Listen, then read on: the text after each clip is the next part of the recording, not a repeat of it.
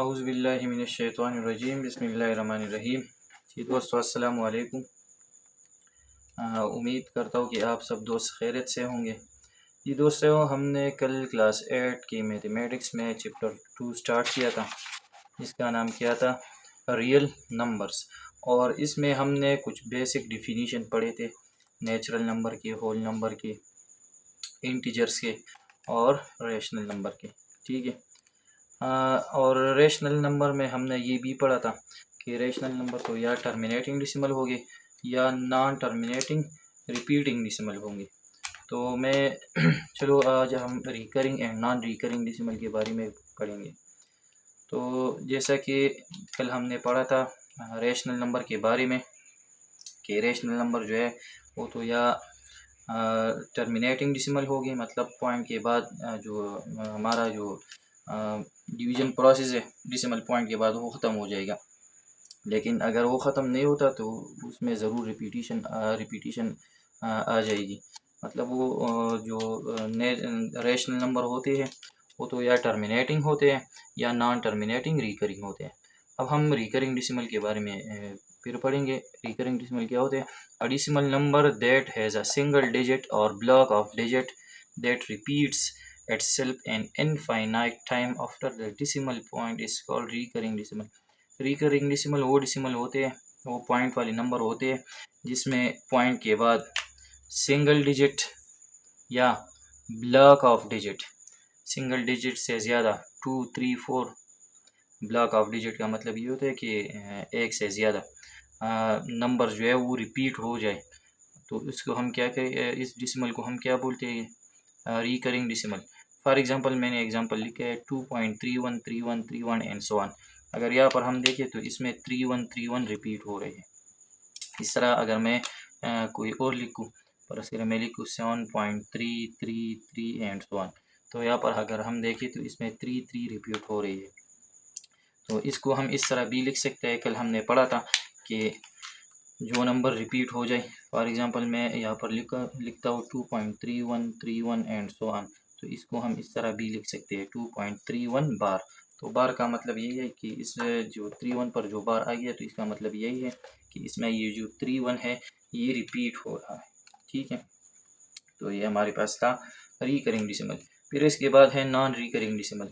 Non recurring, इस recurring decimal को हम क्या बोलते हैं, फिर रिपीटिंग डिसिमल भी कहते हैं, रिपीटिंग डिसिमल, क्योंकि इसमें जो नंबर है वो रिपीट हो रहा है, बार बार रिपीट हो रहा है और ये प्रोसेस जो है ये ख़त्म नहीं हो रहा, तो ये जो है ये रिपीटिंग डिसिमल है या रिकरिंग डिसिमल।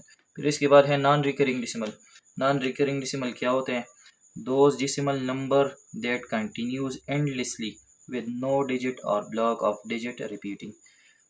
ऐसे डिसिमल नंबर जो कि कंटिन्यू होती है और वो भी ख़त्म नहीं हो रहे, लेकिन इसमें कोई डिजिट या ब्लॉक ऑफ डिजिट भी रिपीट नहीं हो रहे हैं।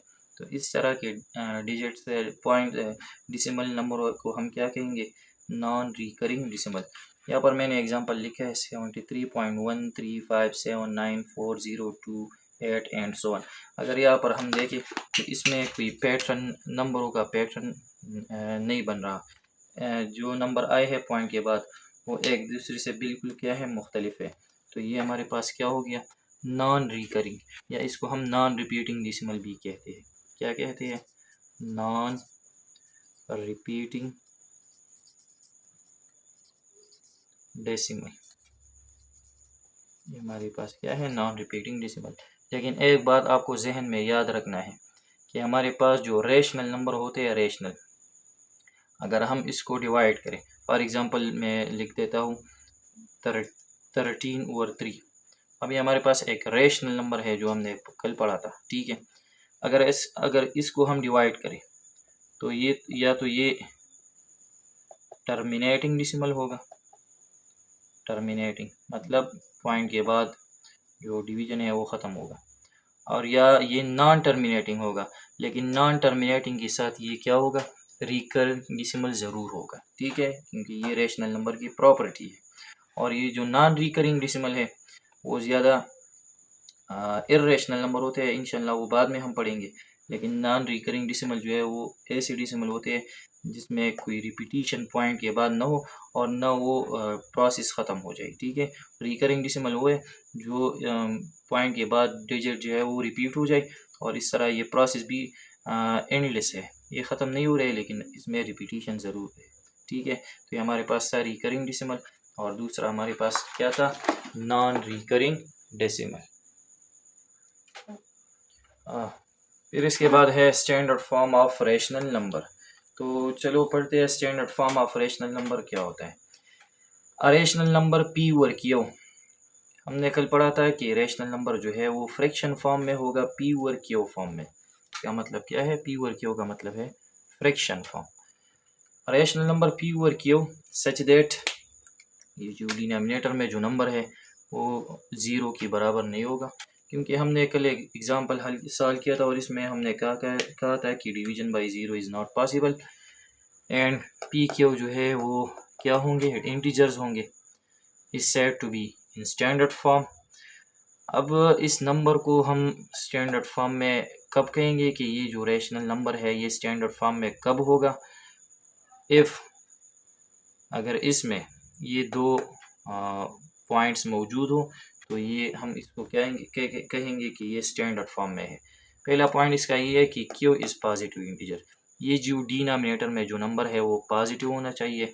दूसरी बात, पी एंड क्यू है no common factor other than one, और इस पी और क्यू में वन के अलावा कोई और फैक्टर कॉमन नहीं होना चाहिए। तो इसको तब हम क्या कहेंगे कि ये नंबर जो है ये स्टैंडर्ड फॉर्म में है। अगर फ़र्ज़ करें ये डिनोमिनेटर नेगेटिव हो जाए या न्यूमरेटर और डिनोमिनेटर वन के अलावा कोई और नंबर कॉमन हो जाए, जैसे 2, 3, 4 जो भी नंबर हो वो कॉमन हो जाए दोनों में, तो इसको हम फिर स्टैंडर्ड फॉर्म में नहीं कहेंगे। यहाँ पर मैंने एग्जांपल लिखा है 2 और 5 जो कि स्टैंडर्ड फॉर्म में है क्योंकि डिनोमिनेटर पॉजिटिव है, और दूसरी पॉइंट इसमें सिंप्लीफिकेशन नहीं हो रही, इसमें कटिंग नहीं हो रही, तो इसमें वन के अलावा कोई दूसरा नंबर कॉमन नहीं है।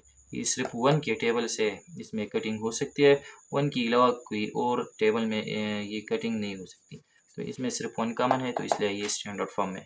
इस तरह ये भी स्टैंडर्ड फॉर्म में है क्योंकि इसका डिनोमिनेटर जो है वो पॉजिटिव है और इसमें वन के अलावा कोई दूसरा नंबर कॉमन नहीं है। इस तरह 6 और 11 जो है ये भी क्या है, स्टैंडर्ड फॉर्म में है, ठीक है।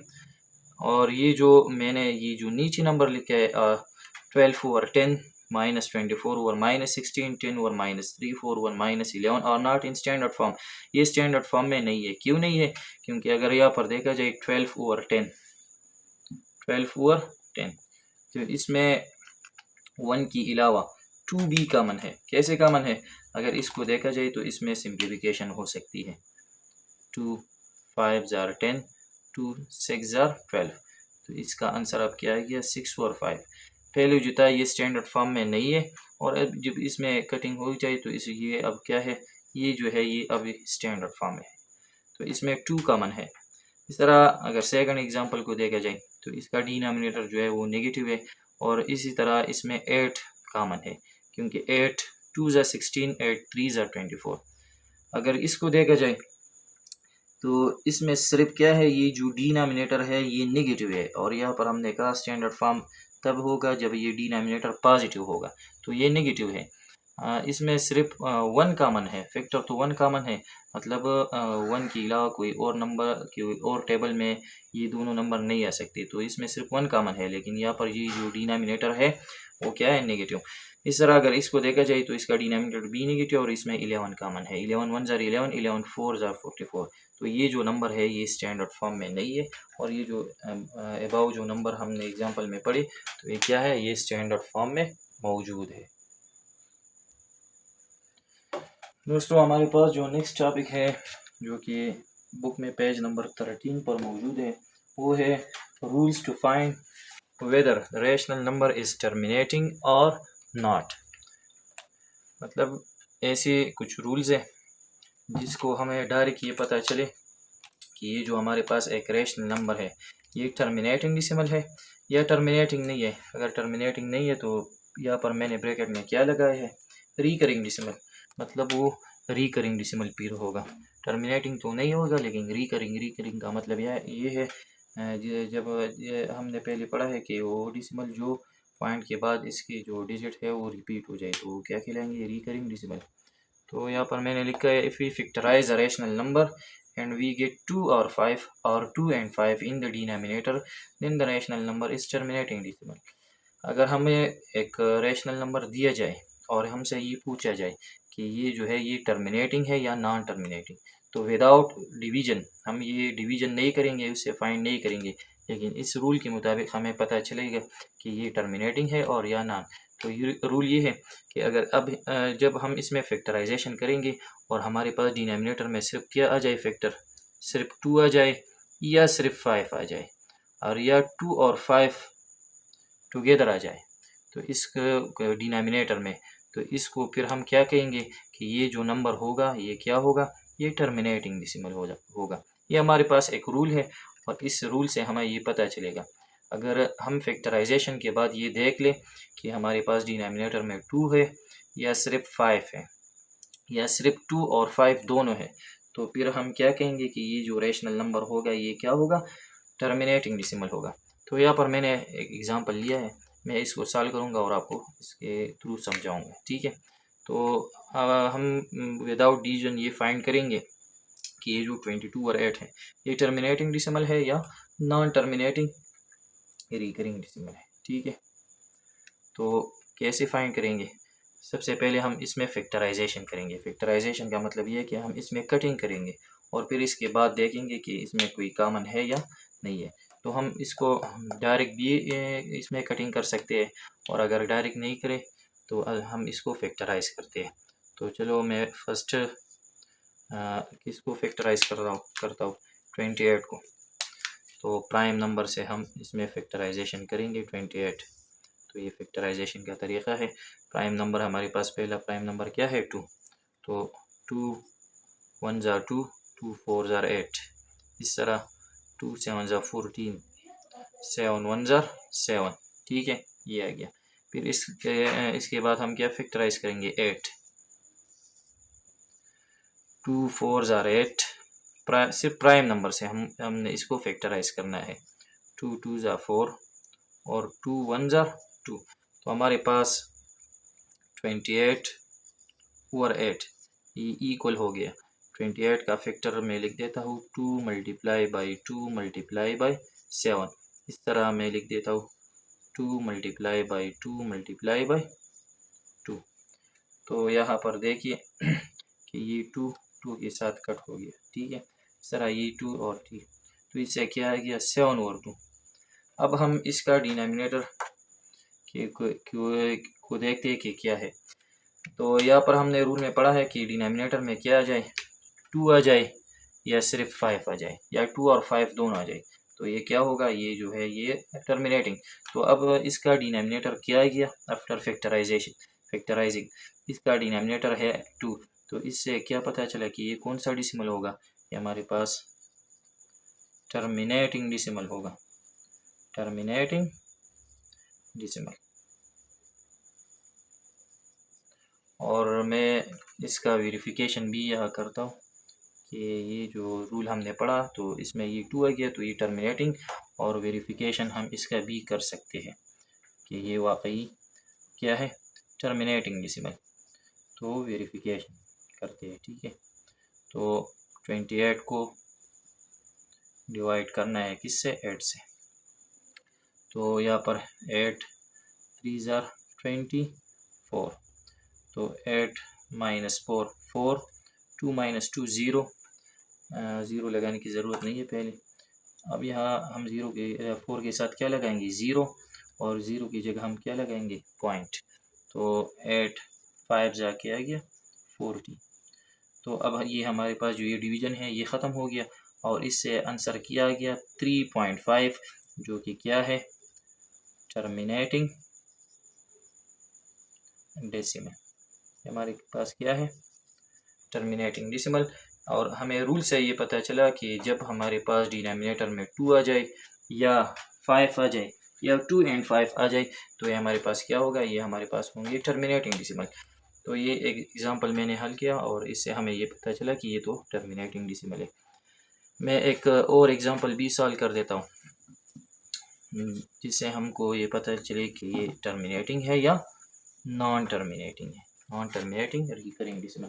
तो बुक में एक और एग्जांपल मौजूद है जो कि है 11/10, पेज नंबर 14 पर ये एग्जांपल मौजूद है। ठीक है, तो सबसे पहले हम इसमें फैक्टराइजेशन करते हैं। तो 11 जो है ये प्राइम नंबर है, तो ये सिर्फ 11 से फैक्टराइज होंगे। 11 1 ज़र 11, इस तरह 10 को फैक्टराइज करते हैं। 2 5 ज़र 10, 5 1 ज़र 5, तो हमारे पास 11/10 इक्वल हो गया 11 के फैक्टर है 11 मल्टीप्लाई बाई 1 और डिनोमिनेटर में है 2 मल्टीप्लाई बाई 5। अब इसमें कॉमन फैक्टर नहीं है तो इसमें मतलब सिंप्लीफिकेशन, इसमें कटिंग नहीं हो रही। तो अब इसकी डिनोमिनेटर को चेक कर ले। इसमें हमारे पास दो फैक्टर आ गए और ये दोनों फैक्टर क्या है 2 और 5 है। तो इसका मतलब क्या होगा कि ये जो अब अगर हम 11 को डिवाइड करें किससे 10 से, तो ये हमारे पास क्या आएगा, हमारे पास आएगा terminating decimal according to this rule. जो रूल हमने पढ़े तो इसके मुताबिक ये क्या होगा, ये जो होगा ये टर्मिनेटिंग डेसिमल होगा और ये आप ये खुद से वेरीफाई कर सकते हैं। ठीक है, तो ये हमने दो एग्जांपल पढ़े। इस तरह मैं एक और एग्जांपल लेता हूँ 70/15। अब इसको चेक करते हैं कि ये टर्मिनेटिंग है और non terminating according to the rule.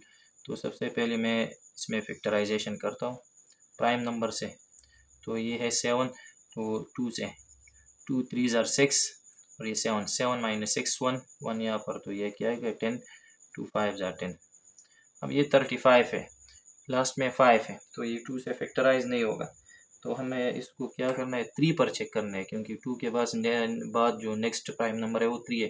तो 3 से भी नहीं हो सकता है क्योंकि 3 1 ज़र 3, 3 के टेबल में फिर 5 नहीं आ रहा। तो अब हम नेक्स्ट प्राइम नंबर 4 से नहीं करेंगे क्योंकि 4 प्राइम नहीं है।